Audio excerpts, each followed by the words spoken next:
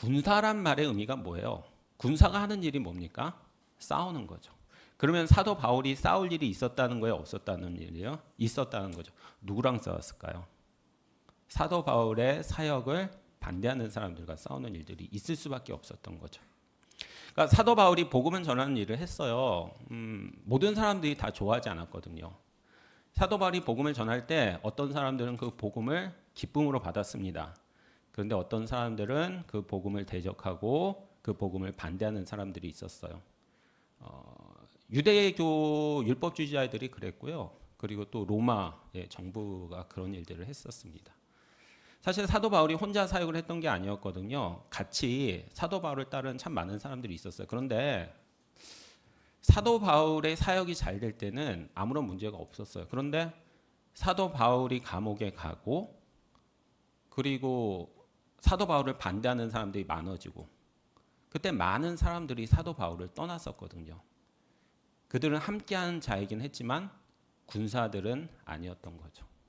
근데 에바브로 디도는 그 어려움들 속에서 사도 바울을 반대하고 그리고 사도 바울을 도전하는 사람들 속에서 사도 바울을 떠났던 것이 아니라 그와 같이 그 사역들을 감당하고 같이 군사된 역할들을 했습니다. 라고 오늘 저희들에게 말씀하고 있는 것이죠.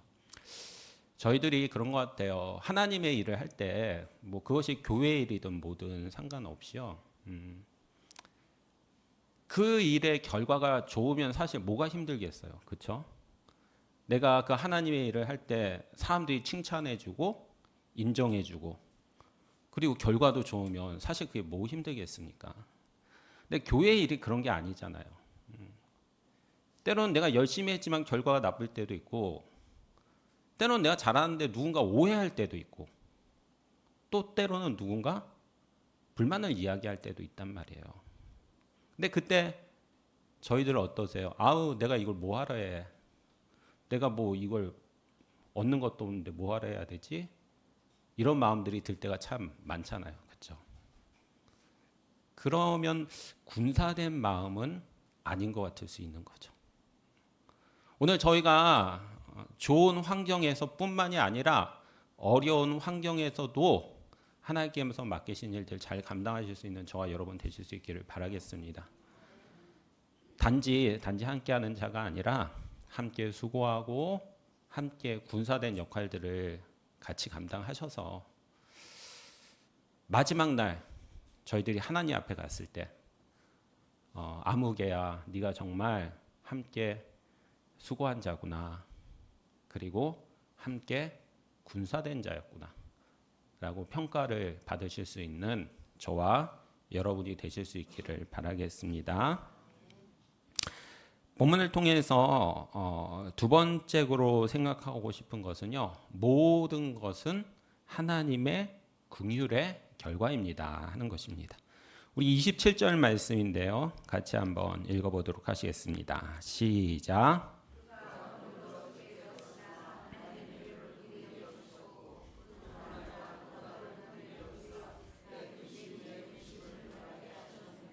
아멘.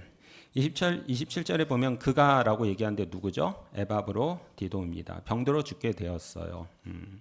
그런데 27절 하반절에 보면 디도가 병들어 죽게 되었나요? 그렇지 않죠?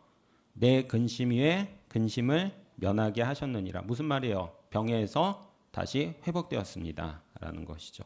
그런데 에바브로 디도가 병에서 회복된 이유가 무엇입니까? 27절 중반절을 보면 하나님이 그를 긍휼히 여기셨고 그뿐 아니라 또 나를 긍휼히 여기사라고 말씀을 하고 계세요.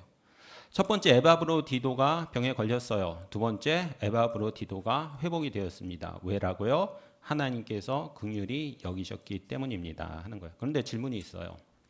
그러면 지금 사도 바울은 이렇게 고백하고 있는 거잖아요. 하나님께서 에바브로 디도를 긍휼히 여겨주셔서 에바브로 디도의 병이 고쳐졌습니다. 이렇게 말씀하고 계시는 거잖아요. 그러면 에바브로 디도는 자신의 병을 고치기 위한 아무런 노력도 안 했을까요?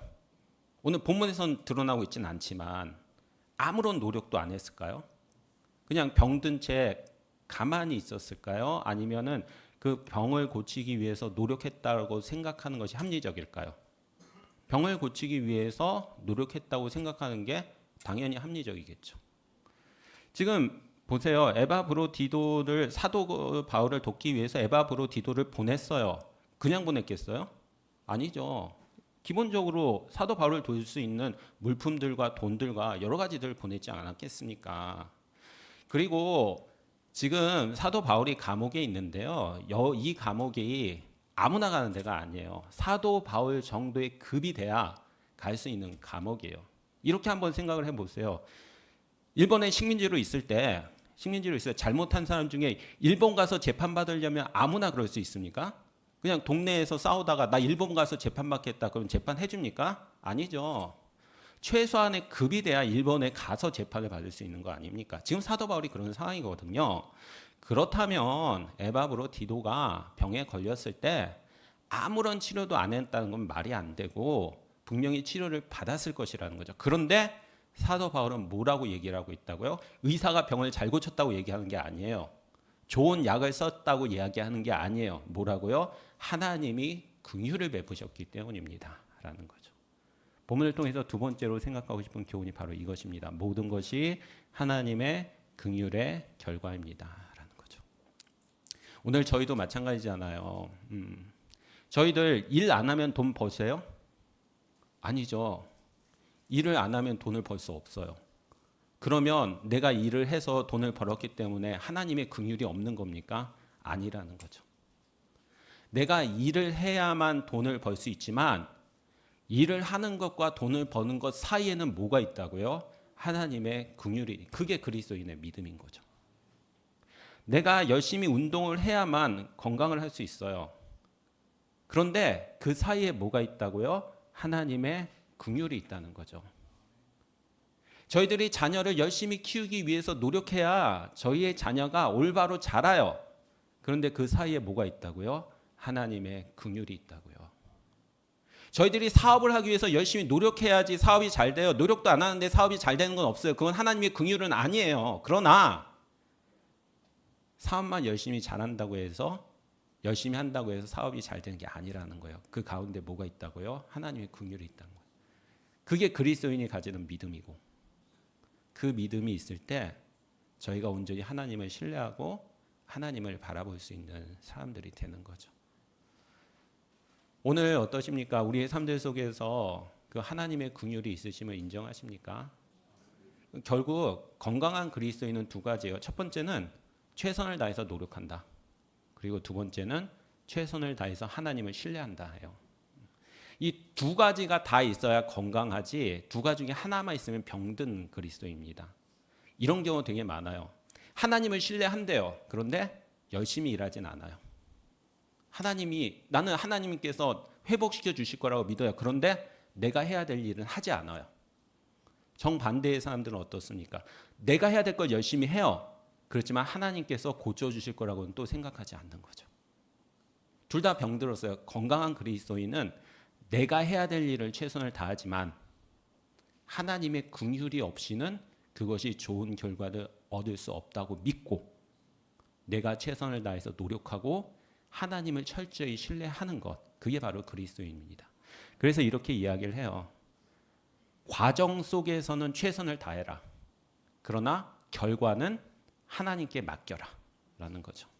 오늘 우리가 과정들 속에서 최선을 다할 수 있는 저와 여러분이 되실 수 있기를 바라겠습니다. 그러나 결과는 하나님께서 책임져 주십니다. 우리가 최선을 다한다고 해도 결과가 나쁠 때 있습니다. 그럼에도 불구하고 절망하지 않을 수 있는 것은 그 결과들 속에서 하나님이 함께 하시기 때문이죠. 내가 최선을 다했다면 결과는 하나님께서 맡아 주실 것입니다. 그래서 비록 지금의 결과가 긍정적이지 않다고 할지라도 하나님의 때에 하나님께서 원하시는 방법들로 좋은 결과들을 만들어 주실 것입니다.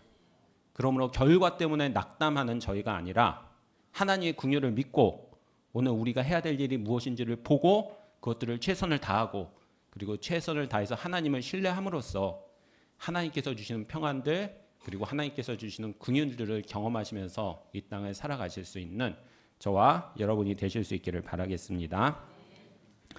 본문을 통해서 마지막으로 생각하고 싶은 것이 있는데요.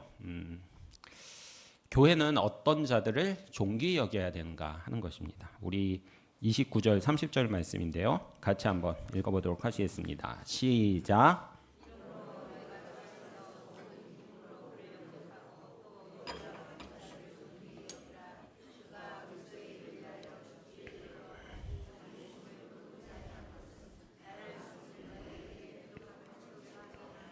아멘.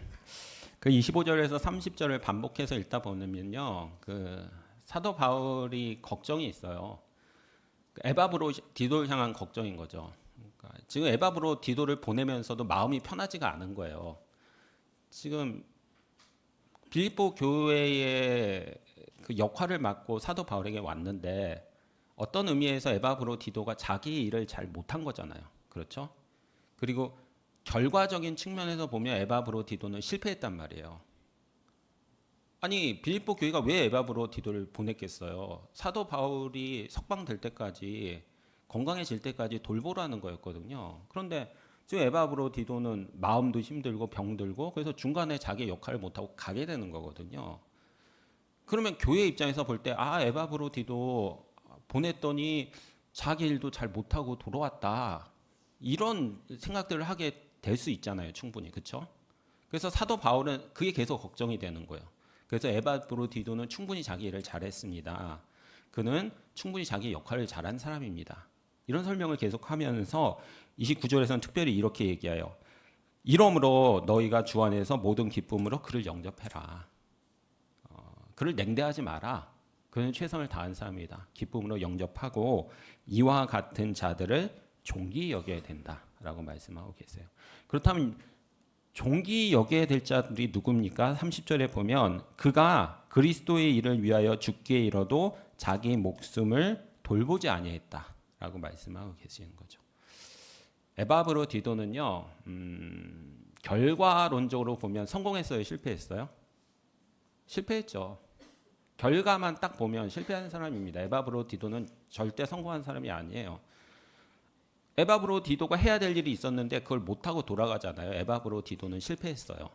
그런데 사도 바울은 오히려 에바브로 디도를 존귀 여겨라라고 얘기해요. 왜냐하면 30절에 그가 비록 자기의 일을 끝까지 완수하지는 못했지만 그리스도의 일을 위하여 죽기에 이르도 자기 목숨을 돌보지 않을 정도로 과정들 속에서 열심히 다한 사람이다. 그러니까 너희들은 결과만 보고 에바브로 디도를 냉대해서는 안 되고 그가 얼마나 열심히 애썼는지 얼마나 노력했는지를 보고 그를 존귀 여겨야 된다라고 말씀을 하고 계시는 것이죠.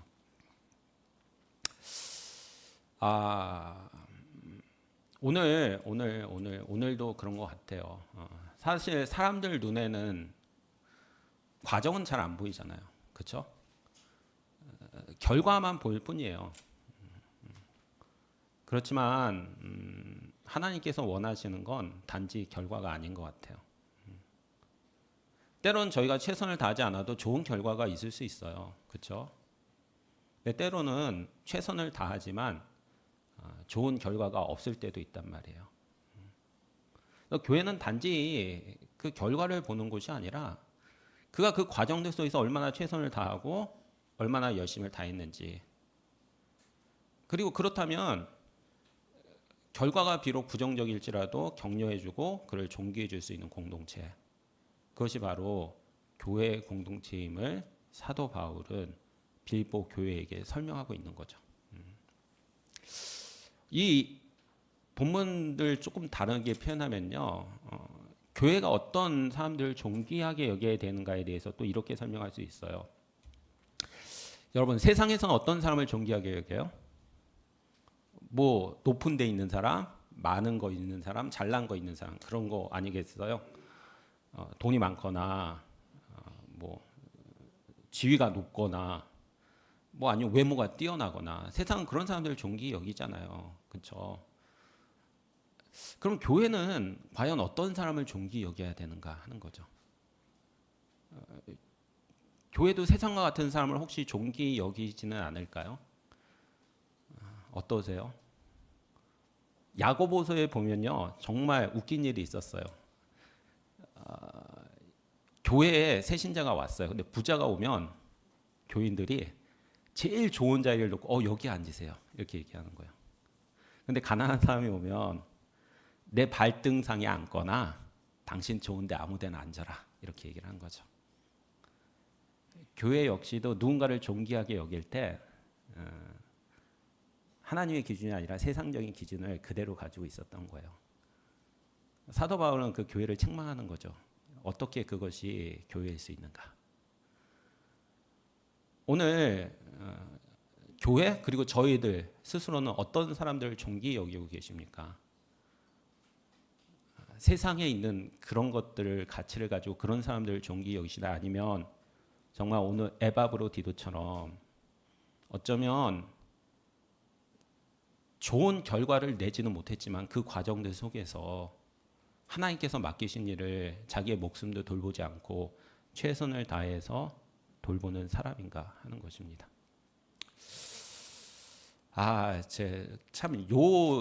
이런 그 교훈들 속에서 제가 참 아픈 기억이 있는데요.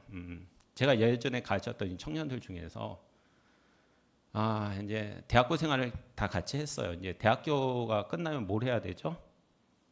취업을 해야죠. 취업을. 근데 한 청년은 청년부 생활 거의 안 했습니다. 거의 안 했고요. 청년부 예배도 안 나오고 그냥 주일 예배만 왔다 갔다 했어요. 그런데 얘가 공부를 잘했어요. 공부를 열심히 했어요. 그러니까 열심히 했어요. 그 신앙생활 안 해도 공부 열심히 하면 취업 잘합니다. 그래서 우리나라 10대 기업에 들어갔고요. 그리고 4년 동안 저랑 같이 정말 신앙생활 열심히 했었던 청년이 있었는데 그 청년은 취업에 실패해서 한 번 더 재수를 하게 됐어요. 그건 괜찮아요. 그럴 수도 있죠. 그런데 문제가 뭐였냐면 교회 어른들이 그 청년을 바라보는 시각이었어요. 거기에서 문제가 있었던 거죠.